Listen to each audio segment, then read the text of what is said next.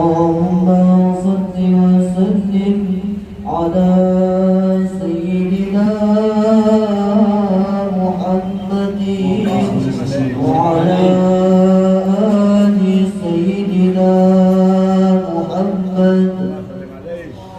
يا الله يا عظيم أنت العظيم قد همنا أمر عظيم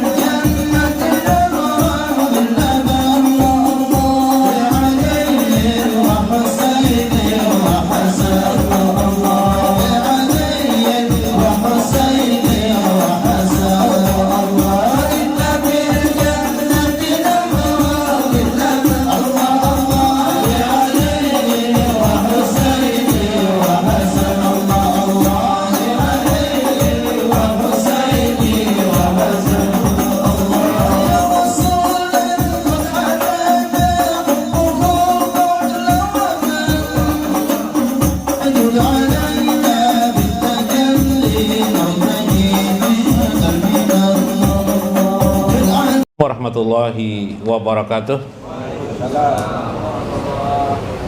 Bismillahirrahmanirrahim. Bismillahil malikil qudusis salam. Bismillahil adidil hakim. Wassalatu wassalam ala sayyidina wa nabiyyina Muhammad wa ala alihi wa sahbihi ajmain. Fa inna insyaallah ab'asuli kitab Syekh Abdul Qadir Jailani fi kitabihi Futhul Ghaib wa nafa'na bihi wa ulumihi bidarain amin ya rabbal alamin.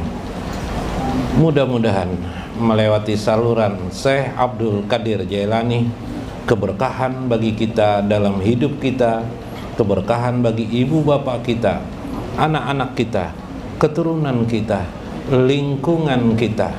Semoga Allah Subhanahu wa ta'ala menyampaikan kita ke hadrat di sisinya. Amin ya rabbal alamin.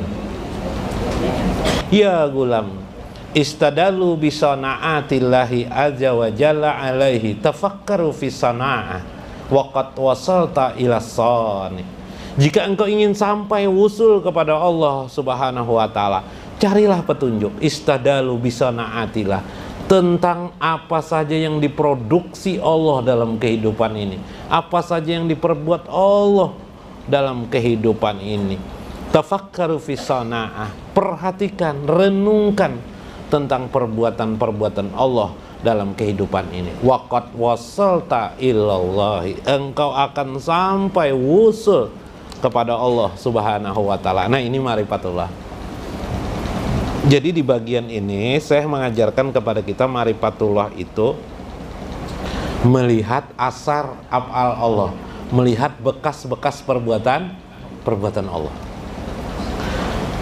Kalau sampean melihat gunung, itu siapa yang bikin gunung itu? Allah lah, yakin Allah. Karena manusia tidak ada yang bisa bikin gunung, Bib. Ya, Bib. Pernahkah terpikirkan istri bapak di rumah itu siapa yang bikin? Ayah ibunya kah yang bikin atau Allah yang bikin? Allah. Nah, kita tahu itu sudah tuh Allah. Rumah yang kita tempat tinggali, siapa yang bikin? Pasti kita biasa menjawab adalah tukang. Ya, Kak? Tapi belajar orang ma'rifatullah, belajar memperhatikan. Betul, johirnya tukang, tapi Allah yang menghendaki terjadinya adanya rumah itu. Kebetulan rumahnya indah, nyaman, terasa. Si tukang tidak boleh berkata, siapa dulu tukangnya hebat, kalau tukangnya tidak. Bukan tukang yang hebat sebenarnya, tapi Allah memberikan kemampuan, situasi dan kondisinya kepada dirinya, sehingga mengakibatkan rumah yang kita tempati itu nyaman dan indah. Nah, ini namanya asar af'al Allah. Asar artinya adalah bekas-bekas perbuatan Allah yang ada dalam kehidupan. Nah, inilah ma'rifatullah kita melihat Allah dalam kehidupan sehari-hari. Ini asik melihat Allah. Jadi kita mata kita saja ketika mulai bergerak membuka mata, kita sudah zikrullah. Kita sudah mengingat Allah. Biasa kita kan dalam dunia pembelajaran di mana saja, zikir itu dimulai dengan menggerakkan hati kita. Allah. Itulah gurulah. Nah, ternyata zikir bisa digerakkan melewati mata pandangan kita, sehingga akhirnya terbayanglah, per detiklah zikir ketika itu dapat kita lakukan karena melihat Allah. Melihat ini pian rokok, iyalah. Tapi kalau sudah belajar asar Allah, yang dilihat siapa? Allah subhanahu, yaitu as-sani, Allah yang menciptakan segala hal di balik ciptaan perbuatan manusia. Nah, itu yang wallahu khalaqakum wa ma ta'malun, dan Allah lah, wallahu khalaqa, yang menciptakan dirimu, wa ma ta'lamun, dan apa yang kamu perbuat. Nah, itu membuktikan, itu memahaminya. Jadi supaya jangan salah pemahaman terhadap itu. Nah, karena itu pernah satu kali dalam Imam Qushairi, Risalah Qushairi, waktu itu Sayyidatina Aisyah bertanya kepada Rasulullah sallallahu alaihi wasallam, an Aisyah radhiyallahu anha anna Nabiy sallallahu alaihi wasallam qala. Nabi sallallahu alaihi wasallam bersabda, inna da'amatal baiti asasuhu. Sesungguhnya setiap bangunan rumah itu ada pondasinya, ada asasnya. Ya lah, rumah yang kita tempati ini ada asasnya, ada tempat. Sudah kita sepakati ya. Wa da'amatad-din, kemudian agama itu dibangun juga ada pondasinya. Pondasi bangunan agama itu adalah al-ma'rifatu billahi ta'ala wal yakin. Pondasi agama kita itu adalah ma'rifatullah dan yakin. Ya Allah. Artinya agama kita itu dasar basicnya adalah ma'rifatullah. Apa maksudnya? Ma'rifatullah di sini adalah di balik yang diajarkan agama, segala peraturan yang ada dalam agama, hukum di dalamnya, ilmu tauhid, ilmu apa saja di dalam agama itu yang dari Quran, dari hadis, itu semuanya pondasinya satu, supaya kita mengenali Allah Subhanahu wa ta'ala. Dengan mengenali itu kita ingin mendekat terus dengan Allah, mendekat kita dan berperilaku sesuai kita mengenali Allah Subhanahu wa ta'ala. Yang kedua, yakin. Biar ma'rifatullah, tapi kalau tidak yakin tentu tidak bisa. Yakin bagaimana dibentuk? Yakin juga dibentuk karena ma'rifatullah tadi sebenarnya. Sedemikian rupa kita ma'rifatullah kepada Allah, tumbuhlah yakin demi yakin. Sehingga yakin tidak bisa dibentuk abakadabra, satu saat, satu detik, 2 detik. Yakin terbina selama bertahun-tahun, berpuluh-puluh tahun. Hatta ya'tikal yakin, sampai datang kematian kepada kita.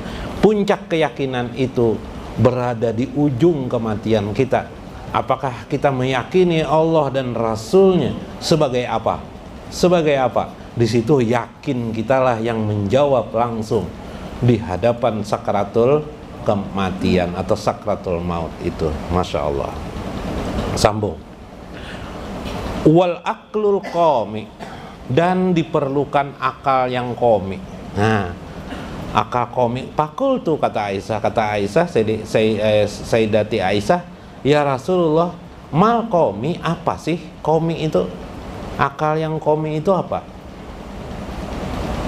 Bi abi wa anta wa umi mal aqlal qawmi qala Rasulullah al qapu an ma'ashillah wal hisri wal hirsu ala ta'atillah.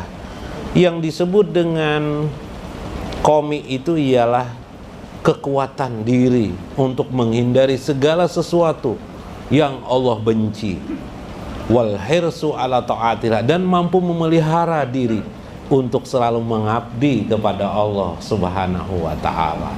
Nah, itu kemampuan akal, supaya jangan dibunguli orang. Nah, akal ini bisa membunguli juga, bisa menguli.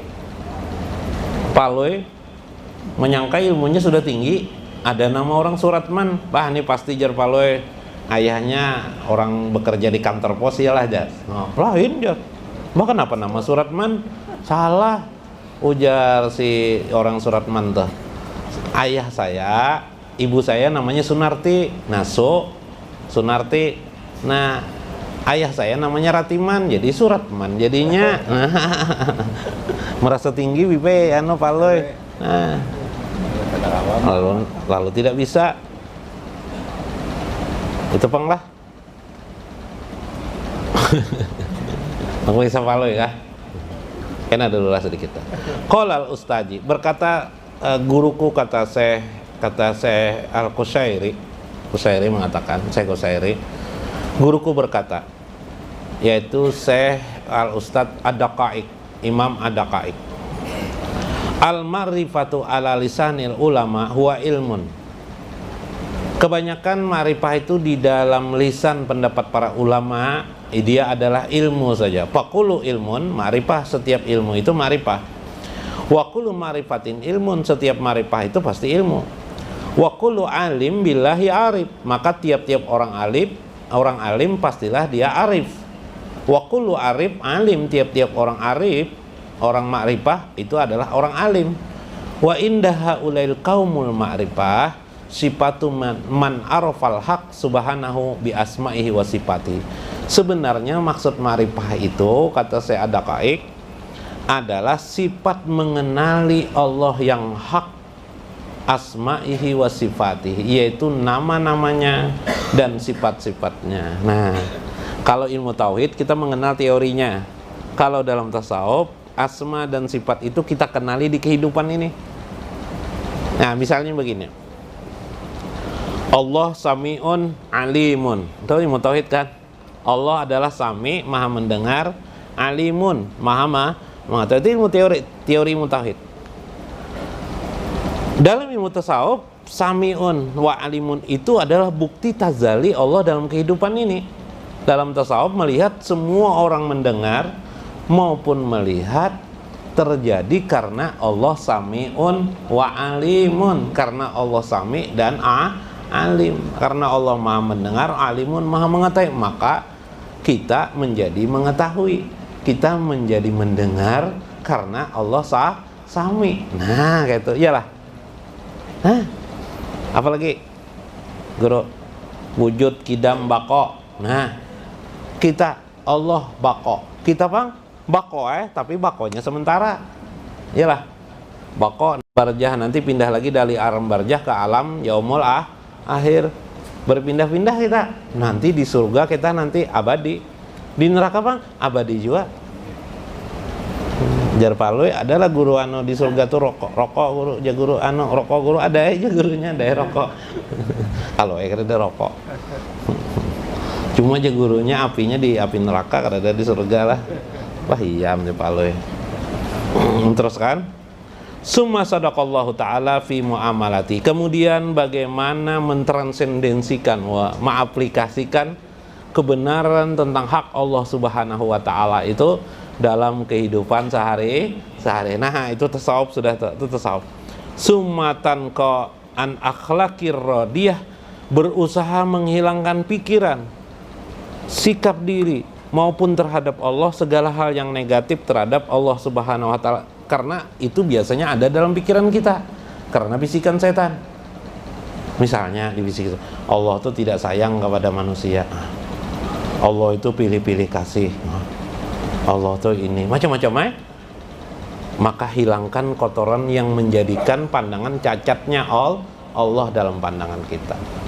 Allah tuh di atas langit juga berdiam, bertempat, jadi mana tahu urusan kita ini, ya kah? Nah, itu cacat terhadap diri Allah. Maka dengan ma'rifatullah semua itu harus kita hilangkan. Tidak ada cacat sedikit pun pada diri Allah Subhanahu. Nah, itu orang ma'rifatullah, sehingga dirinya itu menjadi bagus. Tidak ada keburukan apapun dirinya terhadap Allah Subhanahu wa ta'ala, baik yang diketahuinya maupun tidak diketahuinya. Summa tawala bil babi wa qawfihi wa dami bil qalbi bi i'tikafihi. Kemudian akhirnya orang itu menjadi kuat hatinya, wadawamil qalbi, dan mendawamkan berterus-terusan hatinya iktikaf kepada Allah Subhanahu, bertempat pada Allah Subhanahu wa ta'ala. Fahadza minallahi ta'ala bijamili iqbalihi, maka dia pun memulai membuka pintu hatinya untuk melihat keindahan-keindahan Allah Subhanahu wa ta'ala. Jadi kita tidak bisa melihat keindahan Allah ternyata kalau ilmu itu kan terbuka dalam pikiran kita kan, dalam jiwa kita dan pikiran kita kan. Kalau ilmu kita masih kotor terhadap diri Allah, maka kita tidak akan melihat keindahan Allah. Seperti kita kalau sudah melihat, misal begini, maaf, istri kita anggap jelek, atau kita anggap perilakunya kotor, tidak bagus. Kadang-kadang yang tidak baiknya aja kan yang kita ingat lagi, iya enggak? Kebaikannya tidak diingat lagi. Sebaliknya kalau istri, misal suatu saat paloi, karena paloi ini pernah ketahuan istrinya pernah selingkuh, satu kali aja selingkuh paloi ini, Habis itu Paloi bila keluar malam udah bisa lagi. Iyalah, gara-gara Paloi pernah berselingkuh. Jar Paloi mau ke majelis taklim, jar Paloi. Udah percaya pokoknya istrinya. Misalnya nih, ya kah? Kita seperti itu kan? Pandangan kita seperti itu kan? Ya enggak? Nah, jangan melihat segala sesuatu. Misal kita tidak tahu, kita diam saja tentang Allah itu. Kita masih ilmu kita, marifatullah kita masih belum tahu asrar Allah, diam saja, jangan dikomentari. Misalnya ada orang yang sangat baik, orang itu kita kenal baik, sebagainya, berjalan bertabrakan sampai hancur tubuh beliau. Kenapa Allah berbuat seperti ini kepada dia, Bib?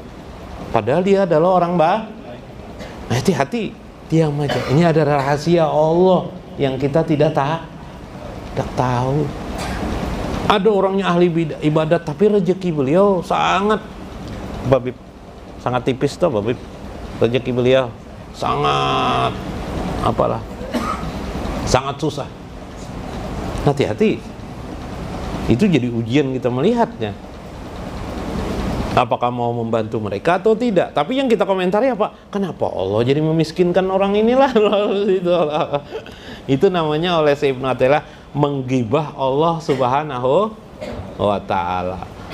Maka hati-hati. Karena itu kata Syekh, al-muqinul arif lahu ainani jahiratani wa ainani batinani fayara bil aini zahiratani ma khalaqallah ajja wa jalla fil ardi. Orang-orang arif itu selalu memiliki dua pandangan matanya, pandangan johir dan pandangan batin. Ada johir, ada batin. Kesadarannya memang di alam ini ada perbuatan-perbuatan manusia, sadar itu adalah johir, syariah johir istilah lain.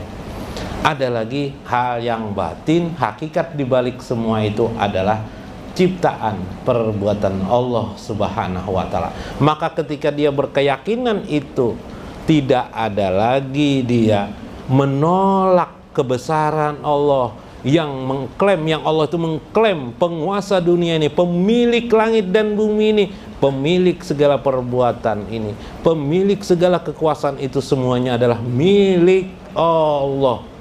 Maka pada saat itu orang sudah memandang perbuatan Allah itu seperti itu, saat itu zikirnya sudah benar. La ilaha illallah, benarlah kamu sudah mengucapkan Allah itu sebagai Tuhanmu, pemilik segala hal. Selama ini kita di mulut aja lah, ya kah? Allah pemilik alam semesta, Allah pemilik diriku, Allah pemilik hartaku. Tapi giliran sedekah 5.000 ngalibana bibai keluar. Pelit bana bibai. Nah, 5.000 aja pelit bana dia lebih. Itu kan dusta enggak? Dusta itu. Dusta itu. Iya. Ada kisah Paloi bulan puasa. Bulan puasa Paloi. Apaan Paloi? Singgah di masakan Padang. Masakan Padang Simpang Raya. Nih yang rancak sering memberi makanan kita ini masakan Padang Simpang Raya lah. Sekarang ada masakan Didi apa itu? Didi Padang juga di daerah Kaitang itu, tapi masakan Simpang Raya yang paling banyak. Singgah Paloi di Simpang Raya nih. Bulan puasa. Pas hendak buka makanannya buka.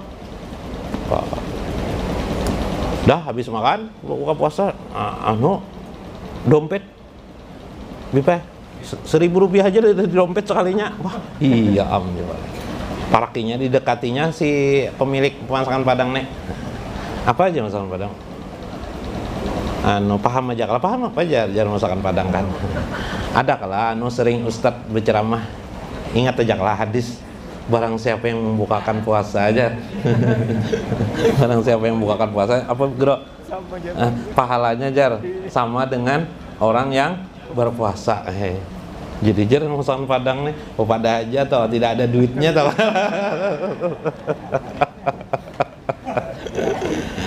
Jangan lagi kayak itu, jarang masakan Padang. Memang sengaja nak buka kayak itu, bangkrut orang. Bukan itu maksudnya. Jadi beramal itu tidak bisa dipaksakan. Selalu amal itu harus ada ruh. yaitu niat orang yang bersangkutan. Jadi kalau kita beramal, memang orang yang beramal itu ada niat dia karena Allah. Lebih bagus lagi adalah fadlun minallah.